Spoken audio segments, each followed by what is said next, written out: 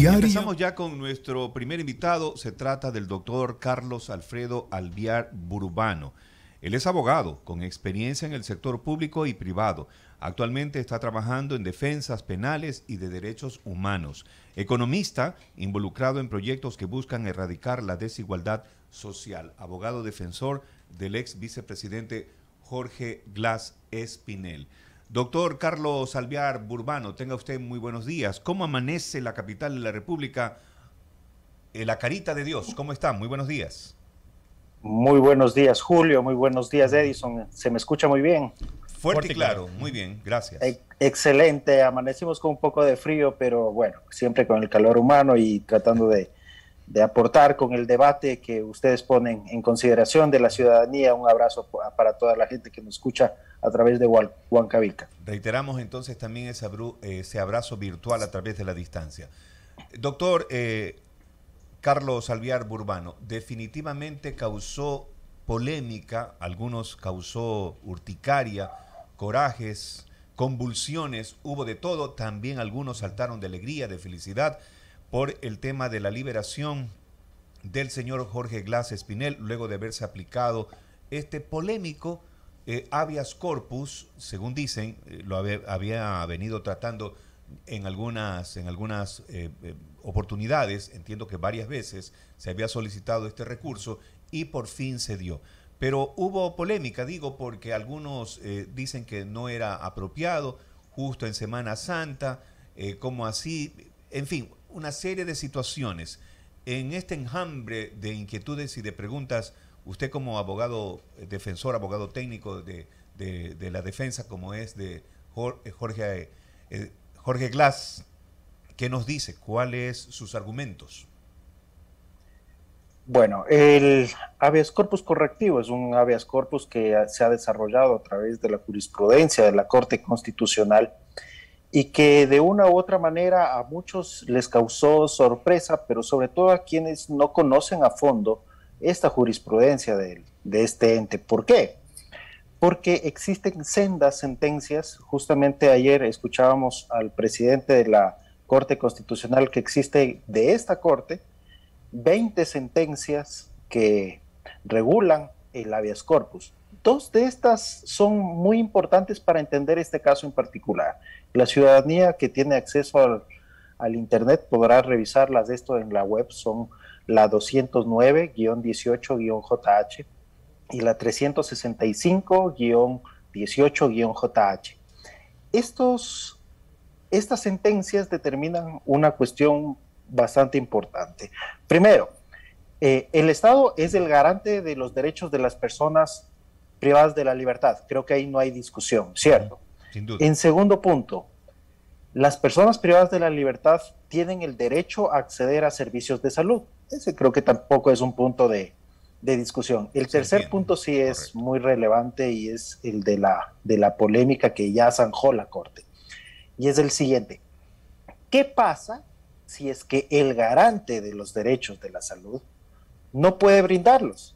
Es decir, ¿qué pasa si es que el Estado no entrega tratamientos médicos, no da atención médica, no da servicios de salud apropiados a los privados de la libertad, no proporciona medicinas, que también es obligación del Estado? ¿Qué pasa en esas circunstancias? Y es ahí cuando la Corte, en estas dos sentencias, indicó que pese a que hayan personas con sentencias ejecutoriadas dentro de un centro de privación de libertad, pueden entregársele medidas alternativas para seguir cumpliendo su pena desde otro ámbito, y estas incluyen, como en el caso del juez que ha dictado la sentencia, la posibilidad de que las personas vayan a su casa y reciban el tratamiento médico con mejores facilidades. Es en ese sentido que, si es que, vuelvo, repito, conocemos mejor la sentencia de la Corte Constitucional, de esta Corte Constitucional, no de las anteriores, la sorpresa va a ser menor respecto a estos habeas corpus. Ahora, definitivamente ahí hubo justamente la polémica cuando aparentemente vimos casi en vivo y en directo cuando salía el señor Jorge Glas Espinel una vez de la cárcel, y vimos caminando, estaba con una gran sonrisa, todo aquello. Y después justamente causó polémica escuchar que decía que cojeaba de una pierna, que tiene algunas enfermedades, hipertensión, etcétera. Incluso se escuchó de que, y así se lo hizo público, de que supuestamente había querido atentar contra su vida un 31 de diciembre. Todas estas consecuencias como que contradicen a lo que aparentemente se vio, y por eso justamente causó polémica este tema de el habeas corpus otorgado. Efectivamente, Julio, y bueno, acá más que una consideración jurídica, creo que tenemos que hacer una consideración humana. Y ponernos en los pies de una persona que ha sido 4 años y medio casi privado de su libertad de una manera injusta. El ingeniero Glass debió ser sometido, debió acogerse a la reducción de su pena a través de la prelibertad desde diciembre del año 2020. Entonces, bajo estas consideraciones, tener la oportunidad de cumplir la pena bajo otro régimen fuera de su casa es algo que seguramente es motivo de alegría y de fuerza para el ingeniero Glass. Y además, una cosa muy, muy importante, y creo que esto es lo más importante, el poder reencontrarse con su familia. Él no ve a sus hijos, no pudo ver a sus hijos durante casi 2 años, tampoco a su esposa. ¿Por qué? Porque la última vez que entró su hijo en el 2020 al centro de privación de la libertad, otro de los privados de libertad le indicó, vea, señor Glass, la próxima vez que entre su hijo, no sale de aquí vivo. Ah, caramba. Porque además de las cuestiones físicas, de las cuestiones mentales, de las enfermedades que le aquejaban al ingeniero Glass, también tenía estos atentados contra su vida, ¿no? Verbales, que bueno, gracias a Dios ninguno se materializó, pero entendamos que vivir dentro de esas circunstancias por haber sido vicepresidente de la República, por un linchamiento mediático que fue víctima durante mucho tiempo, debieron ser circunstancias bastante graves. Además, y para finalizar este punto, que bueno, no somos expertos, aquí más bien estamos haciendo ciertas especulaciones, las enfermedades mentales que básicamente afectan al ingeniero Glass en este momento son unas enfermedades sin rostro. Ustedes conocen a personas que ante la sociedad muestran una cara, pero no sabemos exactamente qué están sintiendo por dentro. Vuelvo y repito, no somos expertos y estas son meras especulaciones, ¿verdad? Sí. Hay detalles que obviamente no salen a la luz pública porque de pronto pueden ser manoseadas, ¿no? Por ejemplo, ese detalle que usted nos dice, si ingresaba una vez más el hijo del señor Jorge Glass, no iba a salir con vida. Y obviamente, ¿no? Esa parte psicológica también debe afectar mucho, no ver a su esposa. Pero ¿tenía posibilidad de hablar por teléfono, una videoconferencia? No. Las condiciones de su privación de libertad son como las de cualquier otra. Tan solo tenía acceso en ciertas horas a una máquina de computación con la cual él podía hacer sus estudios. Bueno, ahora esto es menos común, pero hace algunos años esto era bastante común. Con estos medios telemáticos, antes los privados de la libertad podían terminar su bachillerato, realizar estudios de grado y de posgrado universitarios. Entonces, no es que podía conversar con la gente en el exterior. Y esa es la situación. Esa fue la situación real de su privación de libertad. Les reitero que está con nosotros el doctor Carlos Alvear Burbano, abogado defensor del ingeniero Jorge Glass Espinel. Más inquietudes con Julio Orellana. Doctor, ¿qué tal? ¿Cómo le va? Buenos días. Por una parte, usted ha mencionado de que ha aplicado ciertos puntos para que el señor Jorge Glass se le dé el habeas corpus, pero justo el día de ayer se conoce una sanción a un juez que le otorgó el habeas corpus a Jorge Glass. ¿Por qué se genera este tipo de confusiones hoy en día a la ciudadanía? ¿Qué es lo que usted puede sacar de conclusiones ante la sanción que se dio al juez que le otorgó el habeas corpus al ex vicepresidente? Desde mi perspectiva, y creo que desde la perspectiva de todos los que pudimos ver, que el día domingo se realizó una reunión entre varias autoridades del Estado, podemos concluir que el fruto de esta reunión que de carácter meramente político, porque fue convocada por el presidente de la República, que no es una autoridad dentro de las funciones del Estado con alguna función directamente en el ámbito de la justicia, vemos que se le acabó el discurso político, al presidente de la República, que no iba a meter las manos en la justicia. Está metiendo las manos en la justicia. Es evidente, es claro, es lamentable, pero desde mi perspectiva, ¿por qué realizan estas reuniones? ¿Por qué están atacando a los jueces? Y es justamente porque los jueces son el eslabón más débil de esta cadena. ¿Y por qué? Los habeas corpus correctivos que se han presentado en las últimas semanas son por temas de salud, los conocen ustedes muy bien. Y esto quiere decir que el accionado no es un juez que dictó una sentencia ilegal o arbitraria, sino es la autoridad del Estado que se encarga de la salud, en este caso de los privados de la libertad, es decir, la SNAI. Entonces se está accionando contra el Estado. ¿Y cuál es la respuesta del Estado? En lugar de dar una contestación a por qué no hay atención de salud en los centros penitenciarios, por qué no hay tratamientos médicos, por qué no hay medicinas, lo que hacen es tirar la pelota al juez y decir él es el culpable, siendo que el Estado, vuelvo y repito, es el Estado como garante de los derechos de la salud de los privados de la libertad, es el responsable, pero no se quiere hacer responsable. Y bueno, y es tan claro esto que nosotros que estamos acá afuera, también podemos sentir la falta de servicios de salud, porque vamos a un hospital y no nos atienden o nos dan una cita para más tarde. ¿Pero por qué? Porque este gobierno, y así como el anterior, están despidiendo médicos cada semana. Y vamos y necesitamos un tratamiento médico, necesitamos una atención de salud y nos piden que compremos la jeringuilla. Entonces, todas estas cuestiones que son responsabilidades del presidente, aparentemente las quiere trasladar a otros. Y vuelvo y repito, el eslabón más débil de toda esta cadena son los jueces, lamentablemente. Doctor, después de que se le otorgó el habeas corpus al ex vicepresidente Jorge Glass, vinieron una seguidilla de solicitudes para personas privadas de la libertad, lo que da a entender que, bueno, si al señor Jorge Glass se le otorgó, ¿por qué no a otros? ¿Comienza quizás un abuso de esta medida, doctor?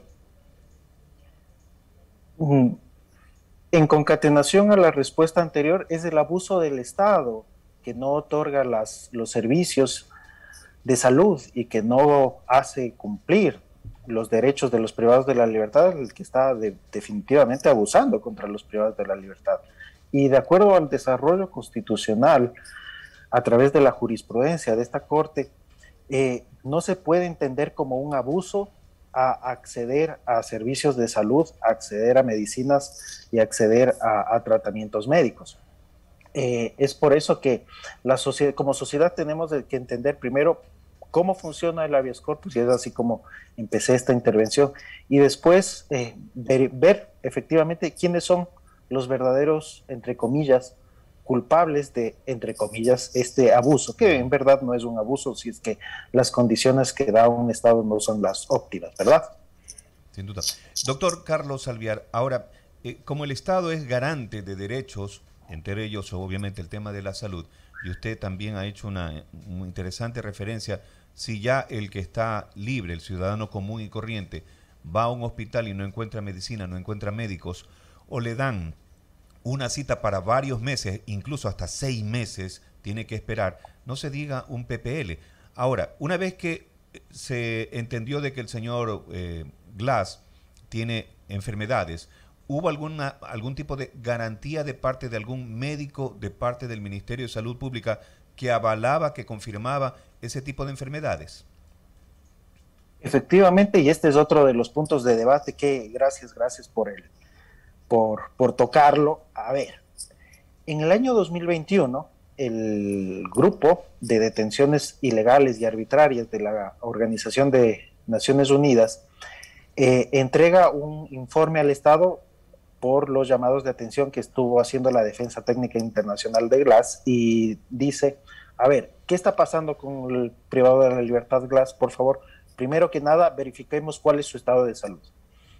Cuando manda este informe, este grupo de la ONU, recibe el Estado ecuatoriano a través de Cancillería. La Cancillería hace un grupo de trabajo con SNAI, Ministerio de Salud, IES, Secretaría de Derechos Humanos. Y entre estas organizaciones arman esta mesa técnica científica para evaluar al ingeniero Jorge Glass. Y claro, dicen, bueno, vamos a escoger a médicos privados, a médicos de la red de salud pública, y incluso está involucrado, fue escogido un médico avalado por la Comisión Interamericana de Derechos Humanos, un médico alemán. Entonces, es aparte de esta iniciativa del Estado, esta mesa técnica, que es la que da el informe que es fundamental dentro de la audiencia de habeas corpus que se dio hace 2 semanas. Entonces, con estos antecedentes, creo que a muchas de las personas que estaban diciendo que los médicos pudieron haber sido parcializados de alguna manera o que sus peritajes y sus intervenciones no fueron lo suficientemente claras, yo creo que con esta explicación derribamos todos los mitos, sabiendo que viene avalado desde varias instituciones del Estado esos informes que fueron con los que finalmente el ingeniero Glass recuperó su libertad, ¿verdad? Ese fue el peso entonces que inclinó la balanza a favor del señor Jorge Glass. Ahora, de aquí en adelante, ¿qué pasa con el señor Jorge Glass? Entendemos de que solo puede transitar por la provincia del Guayas y un día lunes de cada mes debe presentarse a una localidad de la Fiscalía. Entiendo de que sigue con el grillete electrónico, pero luego de esto, ¿cómo va su proceso judicial? ¿Cómo continúa? Unas precisiones, él puede transitar por todo el Ecuador. Todo el Lo Ecuador, que no ya puede hacer es salir del país y tiene que cumplir con esta presentación mensual. Respecto a lo que va a pasar en la apelación, es lo siguiente. Si es que en la primera etapa de esta medida, de esta acción jurisdiccional del habeas corpus, había unos criterios divididos, unos que decían está bien que la hayan otorgado, otros que decían que no estaba correcto el otorgamiento. Creo que cuando vamos a ver la apelación, los criterios son más unificados. ¿Por qué?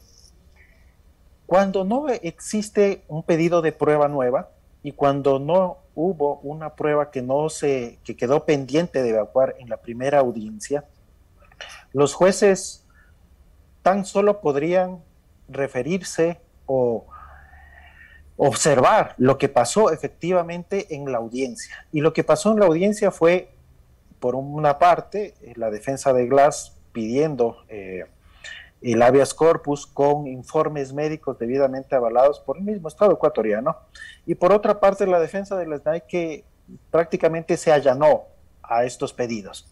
Entonces no habría mucho debate, porque, vuelvo y repito, los jueces de la Corte Provincial de Santa Elena tienen que revisar lo que hicieron el juez anterior.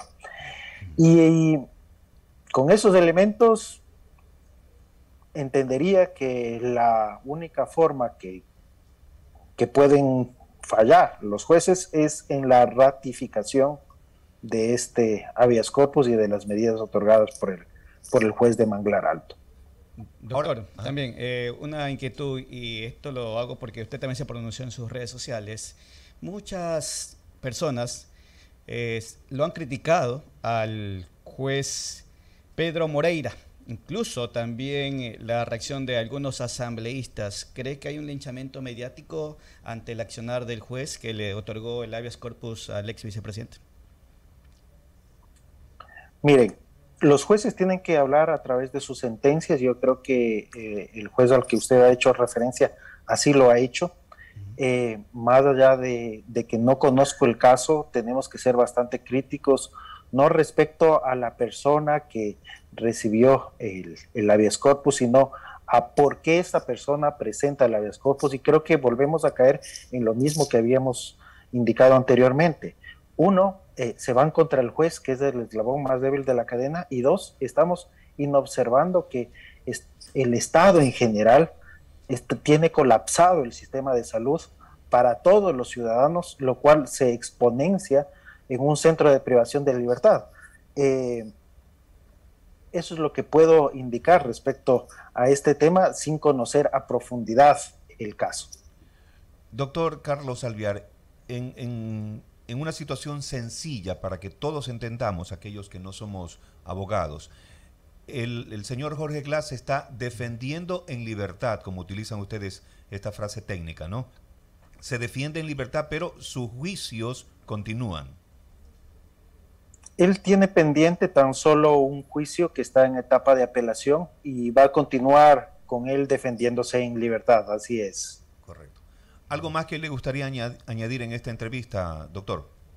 Sí, por supuesto, y creo que la ciudadanía también lo vio el día de ayer, en horas de la tarde, cerca de la noche. El presidente de la Corte Constitucional dio una respuesta contundente a los pedidos del presidente de la Corte Nacional y del Consejo de la Judicatura respecto a por qué que se debe limitar el habeas corpus. Y volvemos a la parte inicial de nuestra entrevista.